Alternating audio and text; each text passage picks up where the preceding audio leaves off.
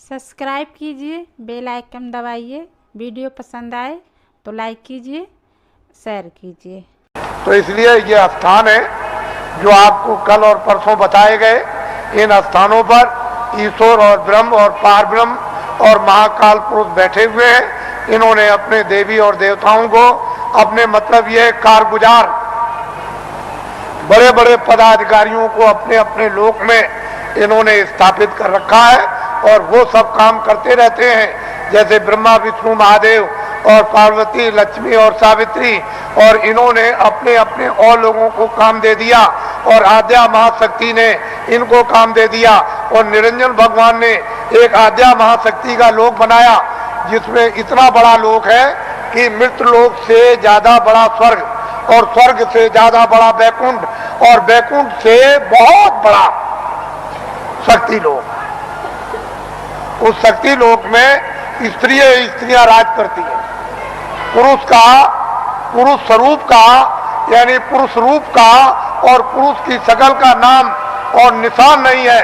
वह सारी की सारी स्त्रियों का राज उस मंडल में उसको कौन पार कर सकता है, किसकी सामर्थ्य है। उसके बाद निरंजन भगवान का जो धाम है वो तो मतलब है कितना बड़ा, तो कितना बड़ा। उसके ऊपर फिर माया का देश है, वहां माया ही माया है। वहां पुरुष का कहीं भी नाम निशान उस बड़े इतने बड़े जितने कितने माया के लोग हैं उसमें कहीं भी कोई पुरुष नहीं दिखाई देता। और फिर ब्रह्मधाम, आपको तो ये राज मालूम है। तो इसकी साधना दोनों आंखों के पीछे जो जीवात्मा बैठी है और ऊपर से आवाज आ रही है, लेकिन कान तुम्हारे बंद हो गए और तुम जुग जुग से यानी कितने कल्प बीत गए जब से आए तब से सो गए।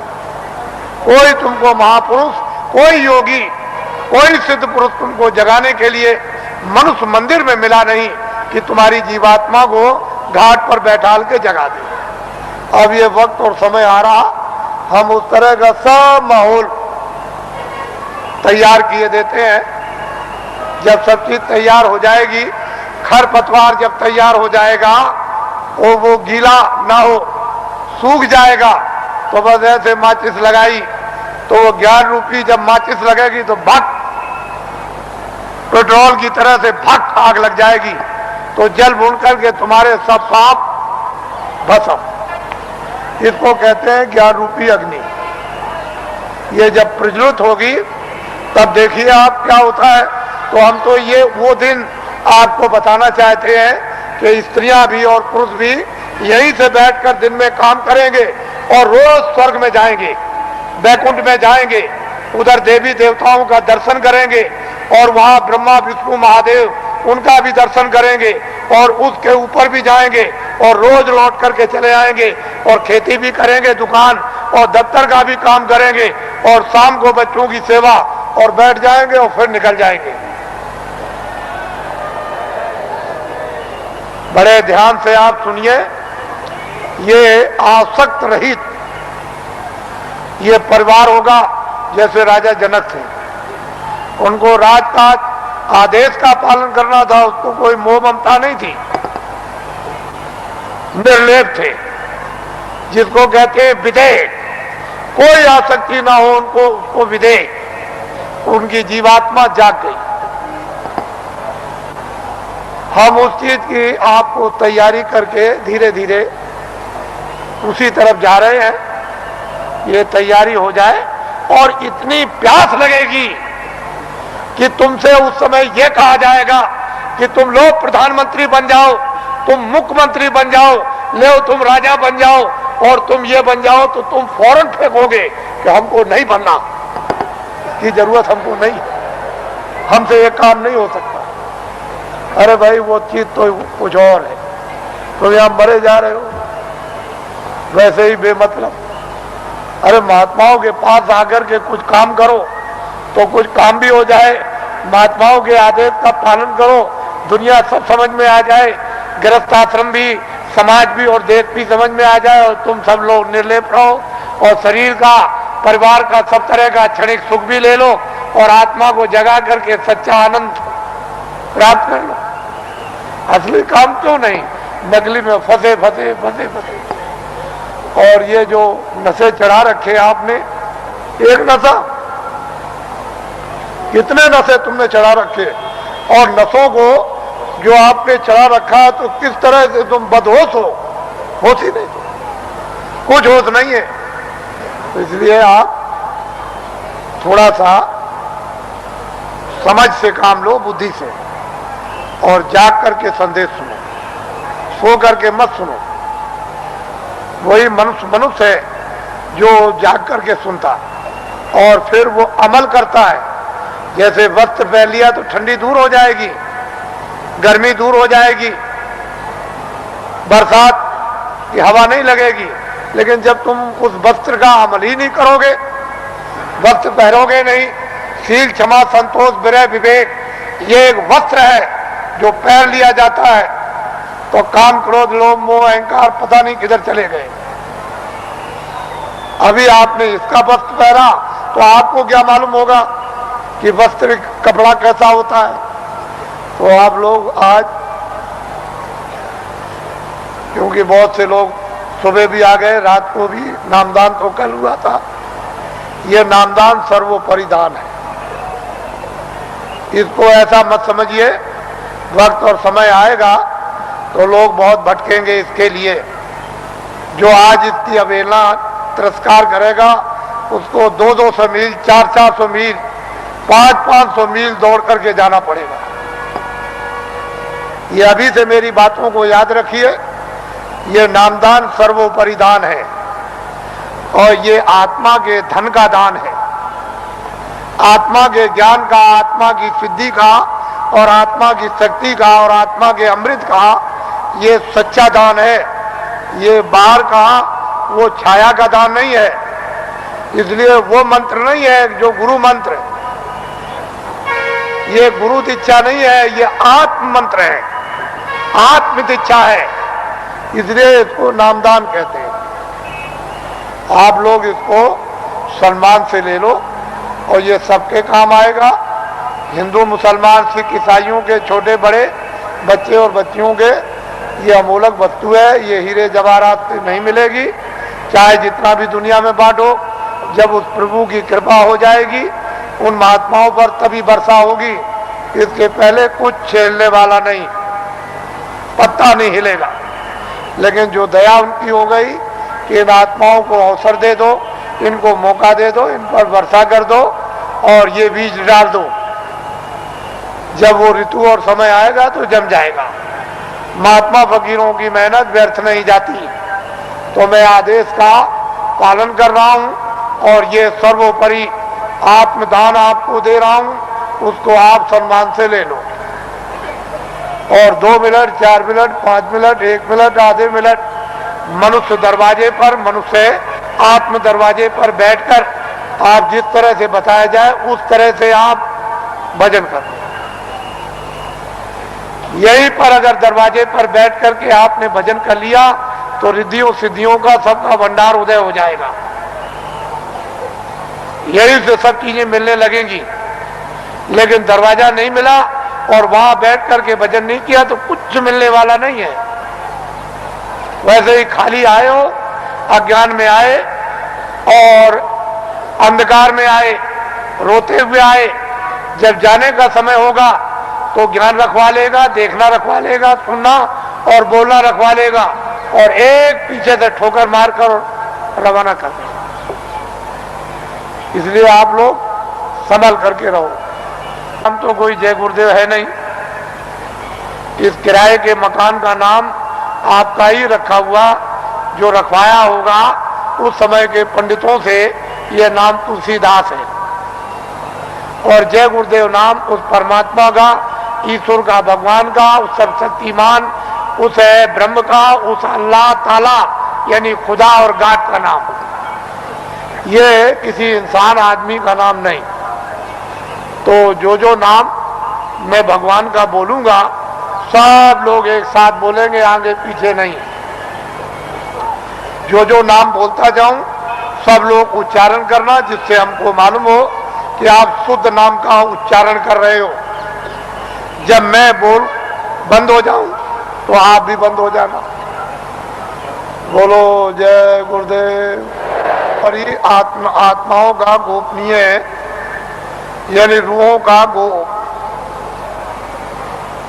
ये छुपा हुआ राज, ये खजाना है। ये जब तुम जरा सा रियाज और जरा कमाई करोगे, थोड़ी सी आप मेहनत अभ्यास और साधना करोगे, तो जल्दी से ये प्रकट होने लगेगा।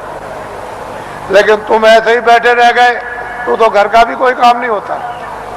और वैसे घर में भी कोई आपको नहीं पूछेगा, अरे भाई काम प्यारा, चांद थोड़ी प्यारा है। अरे भजन करोगे तब तो तुम प्यारे बनोगे, तब तो तुम्हारी जीवात्मा इस अंधकार से, इस जड़ता से निकलेगी। लेकिन भजन नहीं करोगे तो कौन किसको प्यारा? पति स्त्री को जवाब देता है, स्त्री पति को जवाब देती है, माँ बाप बच्चे को जवाब देते हैं, चाम नहीं प्यारा, काम प्यारा। अरे बातें प्यारी नहीं है, साधना और भजन और प्यारा है। तो इसलिए थोड़ा तुम भी मेहनत करो, हम भी करो, दोनों की मेहनत से ये हो जाएगा, काम पूरा हो जाएगा। आज गुरु महाराज का ये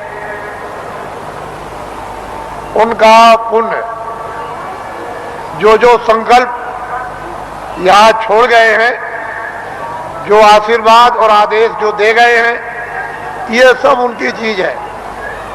हमारे पास कुछ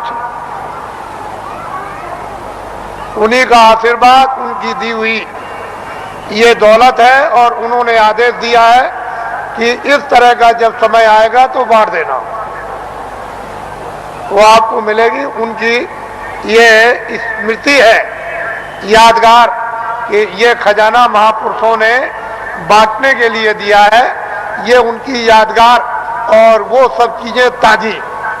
गुरु महाराज बड़े सादे थे, बड़े सीधे थे, बहुत सादगी थी, बड़े सीधे थे, बड़े भोले थे, लेकिन जानते सब कुछ थे। कोई चीज उनसे छुपी नहीं, सब कुछ जानते थे।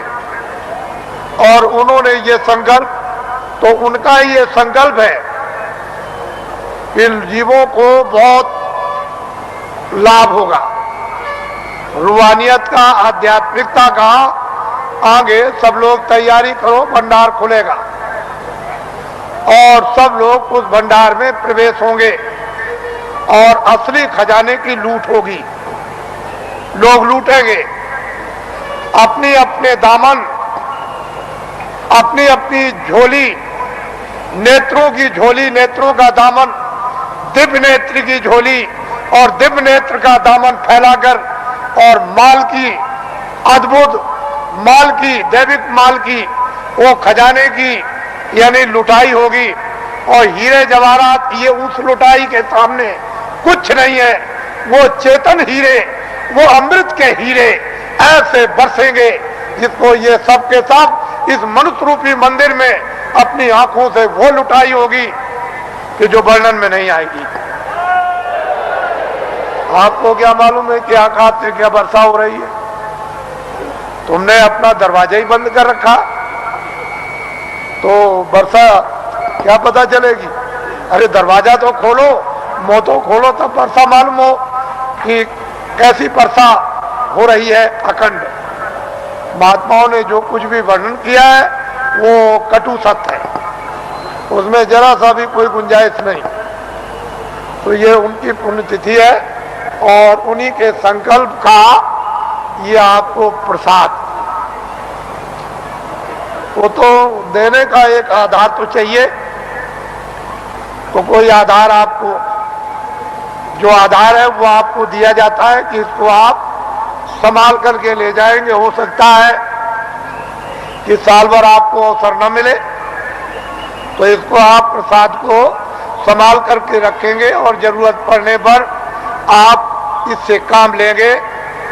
अपनी व्याधियों में, परेशानियों में कभी कभी ऐसा भी होता है कि हे मालिक, हमको कुछ नहीं चाहिए, जितने दुख हमारे कर्मों के हों वो जल्दी से जल्दी हमको दे दीजिए, लेकिन प्रार्थना यह है कि बर्दाश्त जरूर दीजिएगा और हमको आत्मधन लुटा दीजिए। तो इसलिए भी आत्म धन की लूट के लिए भी प्रसाद खाते हैं, ये तो मुख्य चीज है। लेकिन कभी कभी तरह तरह के कष्ट, तरह तरह की परेशानियां, तरह तरह की हैरानियां परिवार में, बीमारियां परिवार में, बच्चों में और बच्चियों में, पत्नी में और पति में, भाइयों में, माँ में, पिता में, अड़ोसी में, पड़ोसी में, जात में, बिरदारी में, समाज में, दफ्तरों में और राज में और इसमें और उसमें, ये तरह तरह की जो बीमारियां, जो रोग लग गए हैं, उनके लिए भी लाभदायक। लेकिन यह है कि अनुचित उपयोग करोगे